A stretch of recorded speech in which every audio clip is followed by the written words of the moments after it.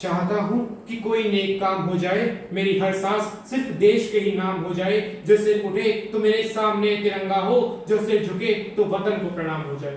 तत्पश्चात माननीय मुख्य अतिथि महोदय जी, निर्णायक मंडल, शिक्षक गण एवं मेरे प्रिय भैया बहनों, आज मैं मयंक सक्सेना कक्षा द्वादश का छात्र एल्जेब्रा पब्लिक स्कूल से परमवीर चक्र विजयी शहीद विक्रम बत्रा जी के बारे में आप सभी से कुछ बातें करने हेतु उपस्थित हुआ हूँ। महोदय, हमें इस बात को लेकर के गर्व होना चाहिए कि हमारा भारत एकमात्र युवा देश है।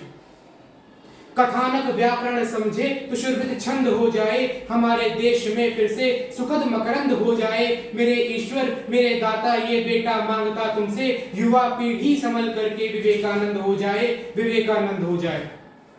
देश की समृद्धि सुख शांति के लिए, भटकन भावना की भ्रांति के लिए परिदृश्य देख के तैयारी कर ले आने वाली किसी नई क्रांति के लिए।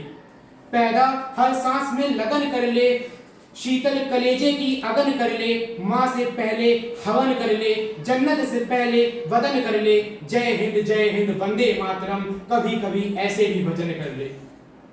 हंसते हंसते फांसी चढ़ गए, सोई आस जगा दी, और हमें बदले में दे दी ये पावन आजादी। मान्यवर, हम और ये आजादी लाया कौन है? तो विक्रम का जिंदा यहाँ स्वाभिमान है, जर्रा जर्रा साहस यहाँ विद्यमान है। शेखर सुभाष अशफाक की कसम, हर देशभक्त में भरा गुमान है। महोदय, आप सभी को एक बात बताना चाहूंगा कि जिस समय शहीद विक्रम बत्रा हुए थे उस समय उनकी आयु मात्र 23 वर्ष की थी। कैसे कैसे वीर सुपूत हमारी भारत माता पैदा करती है जो मात्र 23 और 24 साल के सैनिक होकर के ऐसे भयानक कारगिल युद्ध को विजयी बना ले जाते हैं। बंकरों पे बम फेंक, बोल जिंदाबाद तू, शेरशाह हरदम रहेगा सरहदों को याद तू। फूकता जा जालिमों की बस्तियां, दुश्मन को क्या पता है आग की औलाद तू।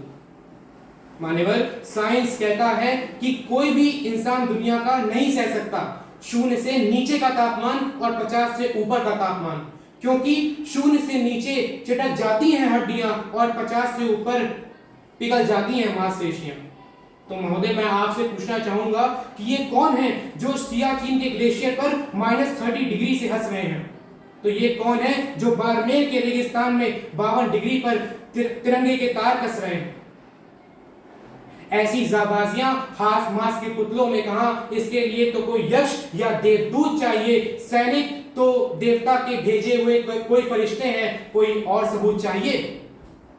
आप सभी के समक्ष मान्यवर एक छोटा सा संदेश मैं विक्रम बत्रा का आप सभी के समक्ष रखना चाहूंगा कि जिस समय वो शहीद हुए तब उन्होंने लिखा था कि सरहद पर जब हो जाए मेरी आखिरी सांस, तब यारो मुझे भेज देना मेरी बूढ़ी माँ के पास। क्योंकि उनका शौक था कि मैं घोड़ी पर बैठूं, धमाधम ढोल बजे, तो यारो ऐसा ही करना कि मुझे घोड़ी पर लेकर के जाना, धमाधम ढोल बजाना और पूरे गांव में घुमाना, और मेरी माँ के पास मुझे ले जाकर के कहना कि देख तेरा बेटा दूल्हा बनकर आया है, बहू नहीं लाया तो क्या हुआ, साथ में बारात तो लाया है। मेरी छोटी बहना, उससे कहना कि मुझे याद था तेरा तोहफा, लेकिन दुनिया का एक ऐसा अजीब इत्तेफाक हो गया, राखी से पहले ही तुम्हारा भाई राख हो गया। और विक्रम बत्रा की यह आखिरी ख्वाहिश थी कि मेरी मौत पर मातम ना करना, मैंने ये शहादत खुद चाही है, जीता हूं मरने के लिए, मेरा नाम सिपाही है।